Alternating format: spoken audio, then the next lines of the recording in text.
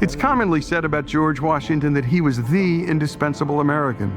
But there's ample evidence that John Adams may indeed be an indispensable American too. Though never a soldier, Adams fought for America's freedom in our nation. Hello everybody, welcome to my channel. In this video I want to see this video of the President John Adams, second President of United States of America, and we're gonna learn something and we will react and we're gonna learn something. Okay, thank you, please subscribe. Let's read this.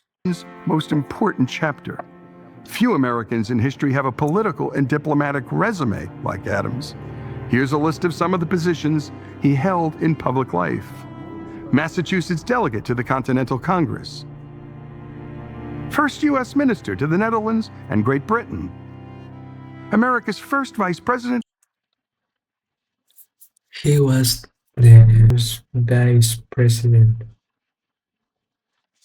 He was the first vice president of the United States of America. I think it was with George Washington. He was the first president of the United States, and then George. I just reminiscing that George Washington said, "It's not good that if we're gonna find, or I don't know, if we're gonna be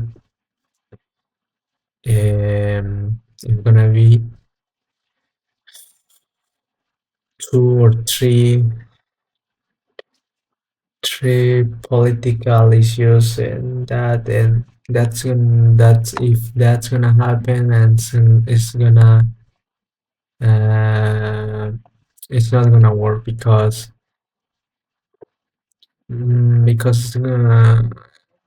if that's gonna happen, we're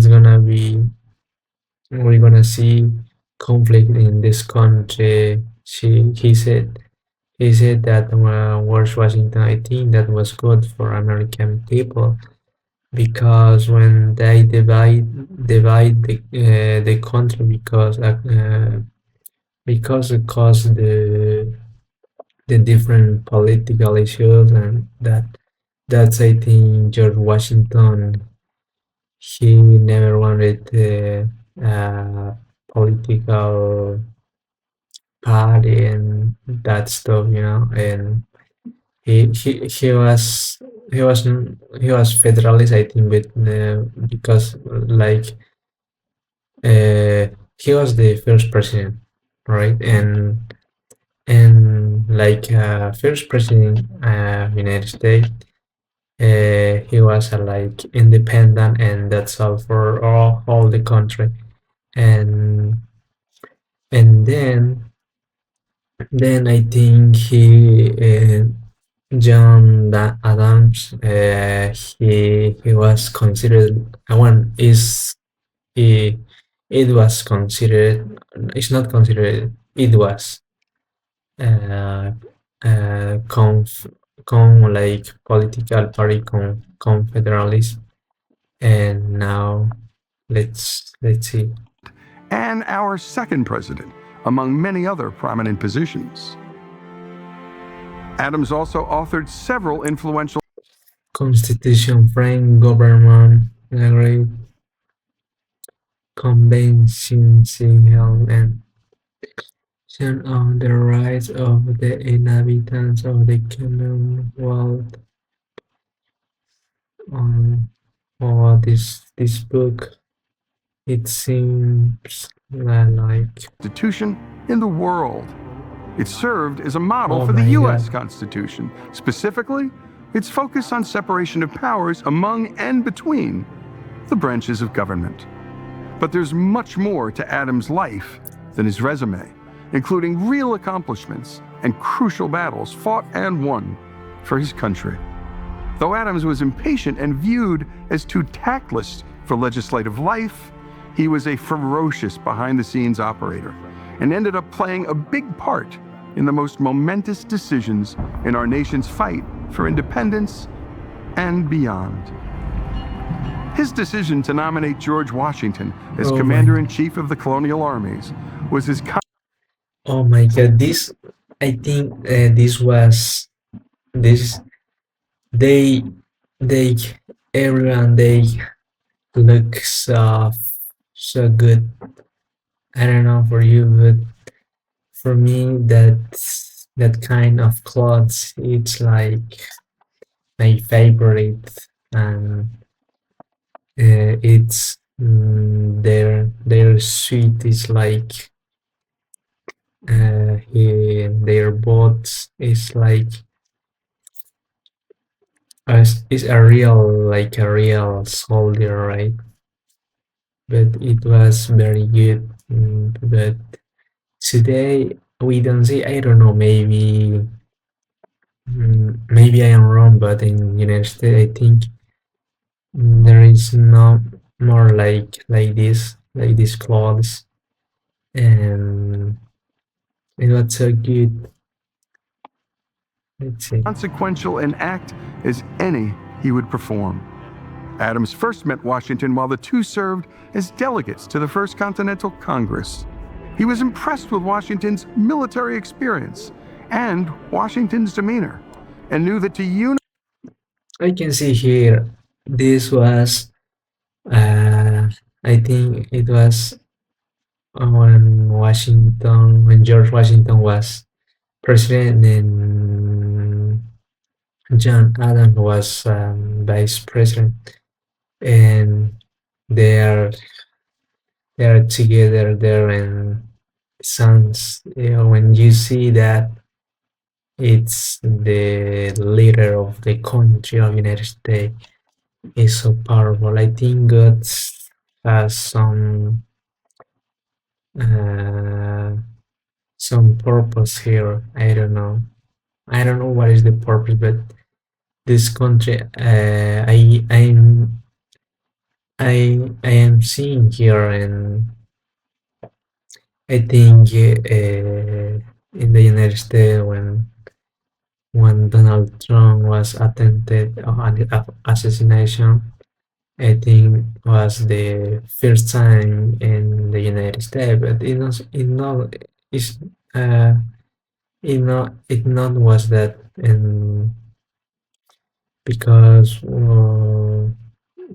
I was researching in the internet that I don't know, 2 or 3 or more president was killed, and that's why I saying, oh, I see, because is big responsibility to be a president or leader of the whole country, and that's when you think when I think, for example, Donald Trump, the people who they tried to kill him, they they don't they don't they they they don't assert that uh, because he's fighter, I think, and he has some purpose, and only God know what's gonna happen, and all of this stuff, right? And that's I'm seeing here, and I just sometimes I think, I thought, why I don't know nothing about this, and because there are so many historic interesting, and then you can learn. That's why now I am seeing, and that's I want to share with all my communities in my channel in YouTube. Let's keep going. To unify the colonies, he would need to choose someone to lead the Continental Army that was not a Yankee. Virginia was not just the richest colony, but the largest. And as David McCullough noted in his biography of Adams, quote, the very proud Virginians The very proud Virginian felt they had a right to lead. Oh my god. I seen them there like a leader, a real leader, and that song like amazing because the war before I think in 1879 of course that was because the war in that time was not like today the army and everything and the guns and everything that I don't know when was born the guns and all of this stuff, and that time I think it was only with fight fight face to face with their enemy. Now it's different, right? That's all changed. felt they had a right to lead. In the Second Continental Congress, no delegate fought harder than Adams behind closed doors and on the House floor for the colonies to not merely sever ties with Great Britain, but declare independence outright. In May of 1776, it was Adams who called for the formal resolution for independence, and it was Adams who organized the committee charged with drafting the Declaration of Independence.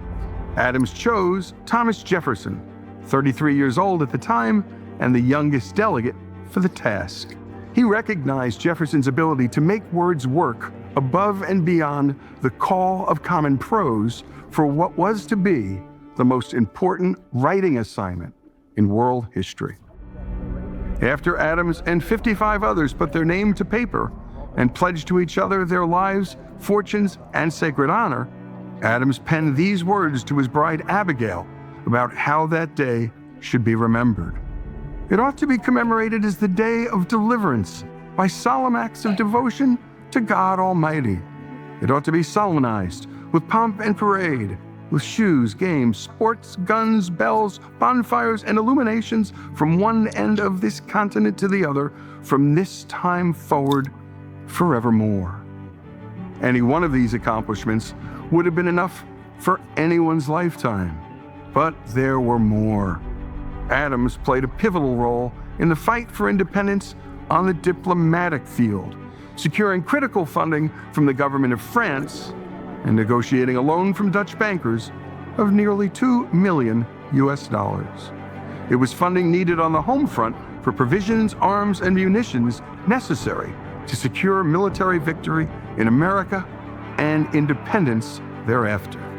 Adams wrote of his efforts later in his life, "If this had been the only action of my life, it would have been well spent." And there were his efforts, along with John Jay and Benjamin Franklin, on the treaty that ended the Revolutionary War. The Treaty of Paris established the United States as an independent nation and doubled the size of America. Lest we forget, Adams served as the second president of the United States and managed to keep the nation out of war. No small task, given the events in France, which was experiencing a revolution of its own.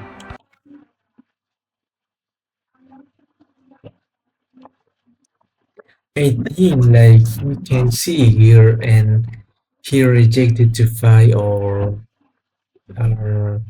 with France because he was a smart guy and intelligent and that was correct but he was hated because he take decision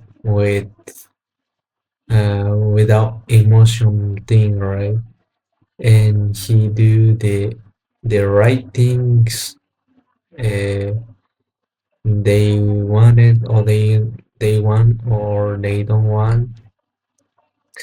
but he do the right things. That was uh, he was not charismatic like George Washington, but it was smart, and he was mm, he was direct, and that was why American people hated. Not all American, of course. Someone, that's why when he turned to second election for the president, he lost because that was a good thing about him that we can. Despite blistering attacks from his own party, particularly from Alexander Hamilton,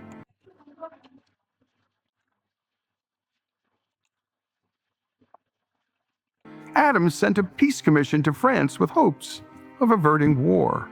He succeeded, but at great personal cost. So, what do we need to know about Adams to best understand the man? It's first important to understand where he was born and to whom. Adams was not born to wealth. His father made his living as a farmer and shoemaker in the quiet village of 2,000 people called Braintree, Massachusetts. I like this kind of, like, it was a small town, we can say, and it was good, right? Because the cost of living, for example, it was cheap, but now it's very expensive. But we can go to live uh, in a countryside that we can find and everything, right? Baptized in the church where his father served as a deacon, Adams learned from him the necessity and importance of hard work, good habits, and trustworthiness. Adams wrote these words about his father after.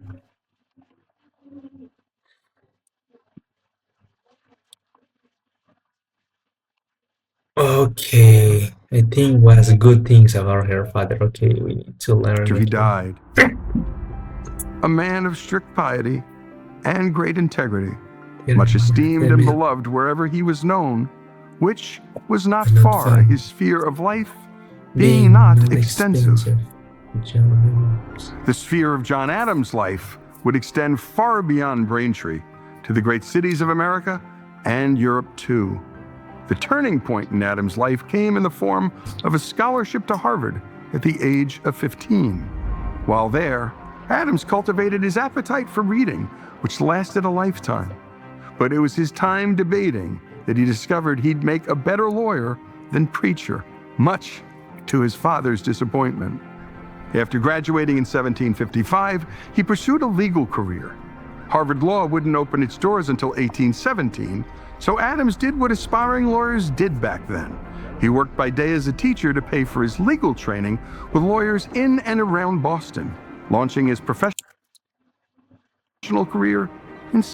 Oh my god, that was so a long time, I think. And in that, in those years, I think, oh my god, I can imagine that. 1758. By 1770, he was one of the busiest lawyers in town. Then came the moment that tested Adams' commitment to the rule of law and provided posterity with a window into the character and courage of the man. At great risk to his practice, he chose to represent the Redcoats in the biggest case of his time, the Boston Massacre trial.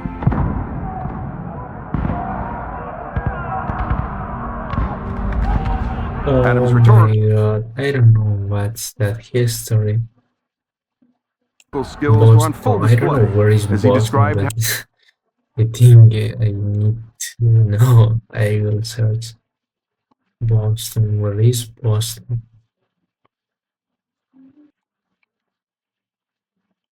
how the mob pelted the British soldiers with every species of rubbish. One soldier, he said, was beaten to the ground with a club, rising up only to be beaten down again. Do you expect he should behave like a Stoic philosopher, lost in apathy? Adams asked the jurors, and by proxy, the entire city of Boston. Adams then explained to the jurors that the presumption of innocence is the bedrock of any civil society. Better that many guilty persons escape unpunished than one innocent person should be punished.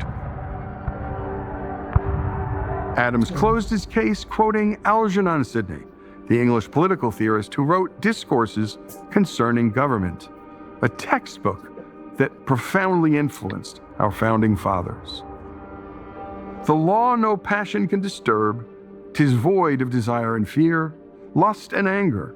It does not enjoin that which pleases a weak, frail man, but without any regard to persons commands that which is good and punishes evil in all, whether rich or poor, high or low.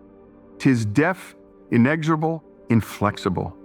The jury was out less than 3 hours. 6 soldiers were acquitted. 2 were found guilty of manslaughter. Adams suffered in the short term, losing half his law practice. But as time passed, his defense of the Redcoats enhanced his public standing. Years later, Adams concluded that this effort of his was one of the most gallant, generous, manly, and disinterested actions of my whole life, and one of the best pieces of service I ever rendered my country. It was a trial that taught us all that unpopular people or people we hate rendered my country. It was a trial that taught us all that unpopular people or people we hate, and hate for good reason, must not be subject to the whims of the mob or prosecutors doing the mob's bidding.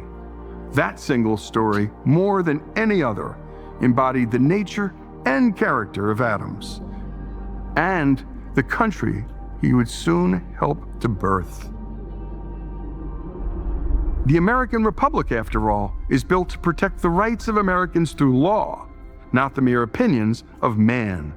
In poor health in the summer of 1826, Adams, 90 years old at the time, was visited by some local leaders seeking a toast they could share for America's upcoming 50th birthday celebration.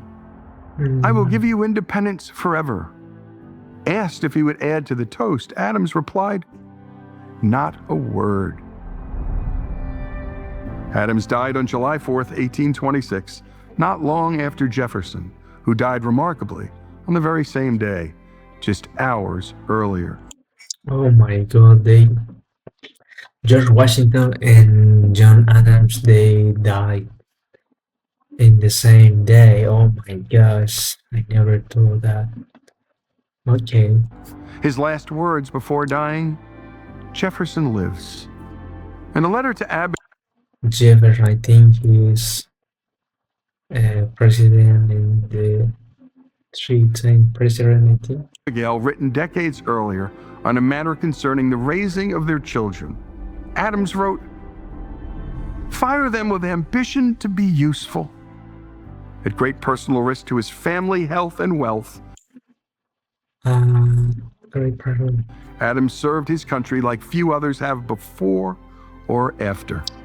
What more could Adams have done to earn the honorific indispensable American?